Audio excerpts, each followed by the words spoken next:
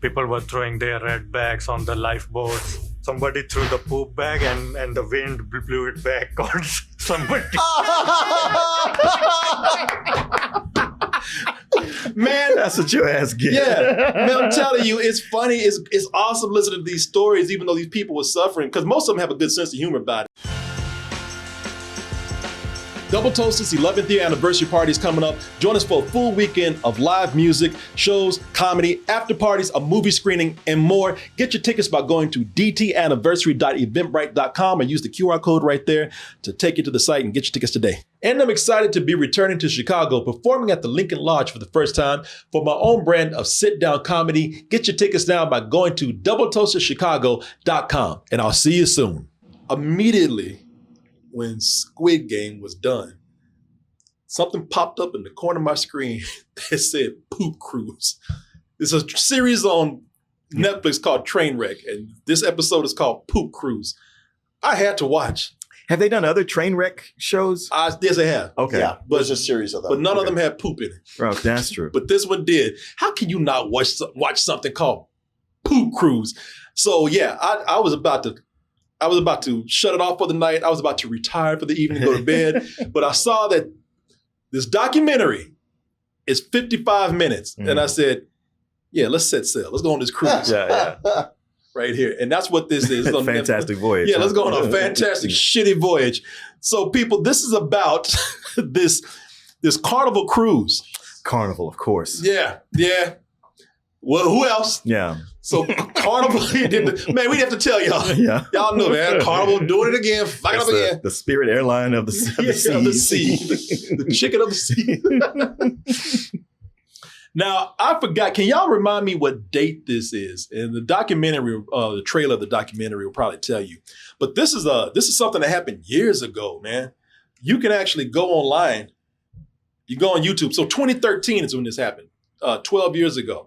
You can go online and find the news stories about this ship because it became, and I say ship, not shit, even though you can find that too. Yeah. It ended up being something that they tried to kind of keep quiet, but that ship was out there for days. And the worse it got, the better the story got for the news outlets out there and a few other people. So they started picking it up, especially CNN. You can find the real news reports out there. Isabel's birthday. It was the trip of a lifetime. Human waste was actually piling up just outside their door. And thus we have Poop Cruise because that's one of the biggest things. Hey, listen, there's a lot of stuff that went wrong on this ship. I take it they had no electricity or plumbing. They had no electricity. They had plumbing. It just wasn't working. Yeah, a lot of things went wrong on this ship. But the thing that got people the most is the poop. Mm-hmm.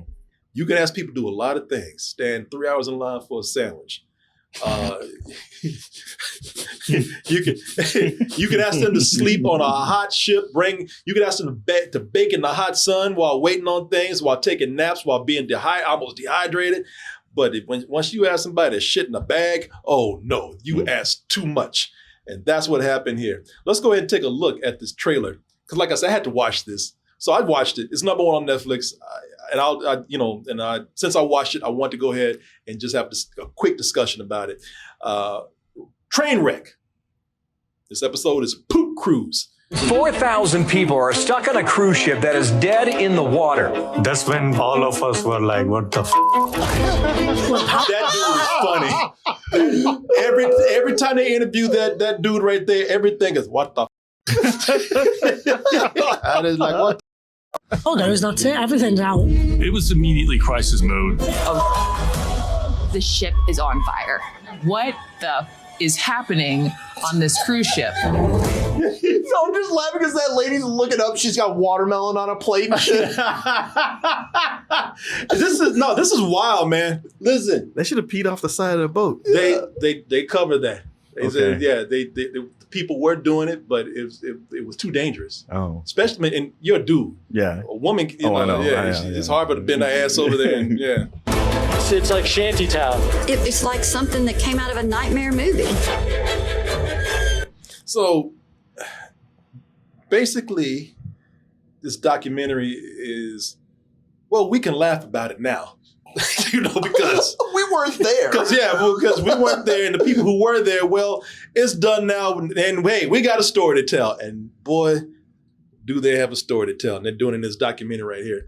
Listen, I don't want people to suffer, all right? But if they make it out okay, boy, that suffering makes for some great stories. Sure. Because this documentary right here, now, by filmmaking standards, by something me telling you to go watch it, and you don't have to really rush to see it. But man, it's nothing great. It's very standard production. People are on a set giving testimonials, intercut with video footage of the real incident. With cheap reenactments and simple animations that are in there. But it's worth the watch because this whole thing. Even though, like I said, the production's pretty kind of straightforward. It ain't bad, but it's nothing memorable. But man, this whole documentary is like sitting at a bar, listen to a bunch of people tell these stories about how they were stuck on this literally shitty cruise right here. And, when where shit is the thing that played a huge part of it. It's like a disaster movie. Yeah. Except instead of, hitting an iceberg, you just stuck. Just stuck and walking in shit all day, and you can't leave the boat for days. And thank God everybody made it, but this is so fascinating because it starts out, man, it's just like a disaster movie. It starts out normal. As you saw in the trailer, it starts out with people, these unsuspecting, passengers, man, getting on there having a good time, partying, drinking and dancing. You even have the subplots where you have just, a father just wanting to go do something with his daughter. Yeah. The bridal shower. The guy who just proposed to his daughter with his girlfriend, and now with the girl. He's taking the family out. This was his idea to go on this cruise, right? So man, they got these subplots just like a real disaster movie, like the Poseidon adventure. Yeah, where you get to know some of the people, and then the disaster hits. Yeah, or Titanic. Except that this is poop Titanic right here. Shit Titanic. Well, that sounds like an asylum movie. Yeah, does. Shit Titanic. But that's what they had right here, man. And man, for the most part, everything is going well. Everything is fine. They get to that last day, the last day where they're supposed to actually go back and dock and everybody's done with the trip. That's when the fire broke out in the engine room. And it took out all the power, and it affected everything: food, air conditioning, but most of all, toilets.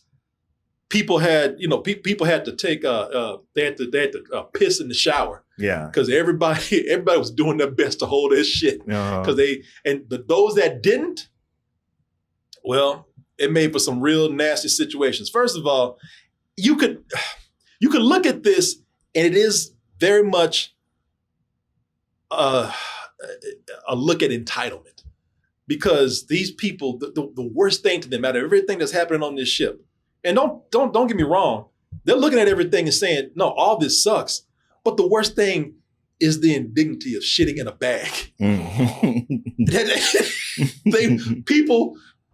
People's eyeballs were floating in shit because they didn't want to shit in these red bags right here. And people were holding on. Shit in the bag, I'd rather die. Yeah, people. And listen, what's so funny about this? Because they told them, they said, listen, the toilets are working, and it was. And at first, it seems like it was, okay, shit in a bag. Come on, man, stop. First world problems. Do you know how many countries probably look at us and laugh about this? Yeah. There's a woman from Russia. She's looking at people in line for sandwiches and whatnot, and she's like, yeah, that's what a dictatorship is like. welcome to Mother Russia, bitches. But she was a woman that worked on the crew. But that dude that you saw, he describes this what the.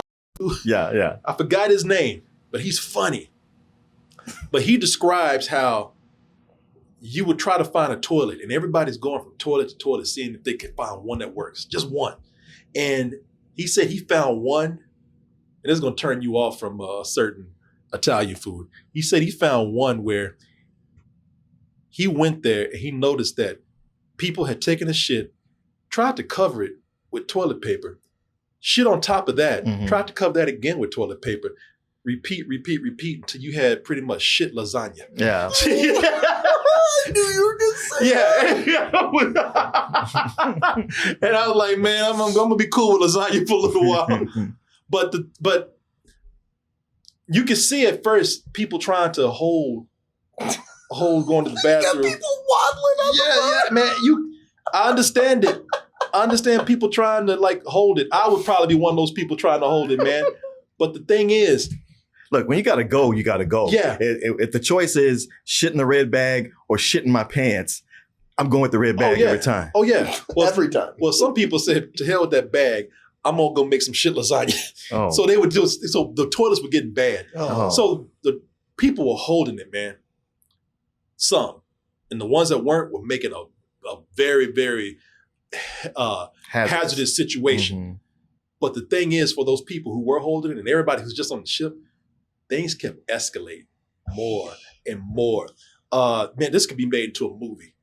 I mean, it's a documentary now, yes, but this could be made into a movie because of the twist that was happening that were keeping these people on that boat. No. Because every time it seemed like they would be rescued, something would happen, man. Weather would be bad.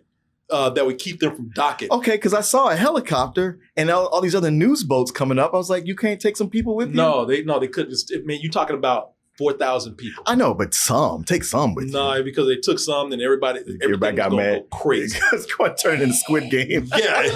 Oh man. Yeah. So water currents were keeping these people from docking. The weather was making people change locations. There's a point where it just stopped and they were out in the middle of the sea. And every time something like that happened, it added another day. It added another day. And almost every day, it seemed like the tugboats would come and get them or some form of rescue. They even had another ship come by. And the people on the ship, they just kept partying. We got toilets, bitch. People, they saw people doing a conga line, and they sent over a ship to like give them like some snacks. But yeah, they was like, all right, sucks to be you. Give us snacks. Give us a ride home. Yeah, no, they couldn't. They couldn't fit the people on. And again, you can't just take a few.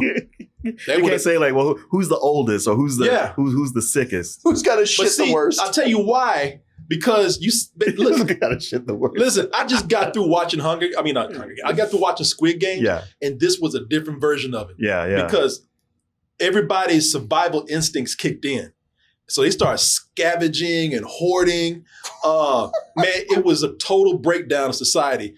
This is going to show you something right here, how we just had this thin veil of civility between people, man. Because, I mean, the moment and it don't take much. Yeah. A toilet breaking, people will go crazy. Society broke down on this ship. And it plays like an apocalypse. Because you had people who formed tribes. You had people fighting each other with chairs. Oh my God. You had religious factions that formed. Oh my God. One couple was out there just having sex in front of everybody. This newlywed couple, they try to cover themselves up. Good for them. And the crazy thing about it is that they made the situation worse. They thought that they were trying to, and I understand the reason behind this. They thought, well, we got to keep these people occupied. We got to give them something to calm them down. Oh no. Let's open the bar. Oh no.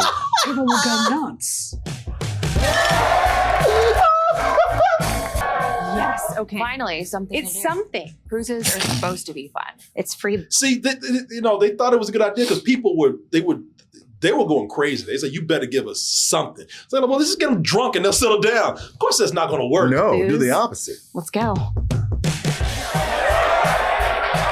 It was the craziest, That's the Russian chick right there. The one that said, yeah, now y'all know what it's like. the busiest, the drunkest. There's people urinating off the side of the ship.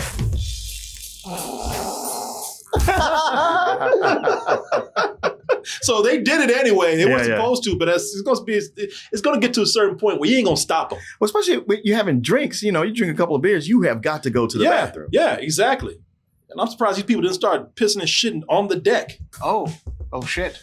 People were throwing their red bags on the lifeboats. Somebody threw the poop bag and the wind blew it back on somebody.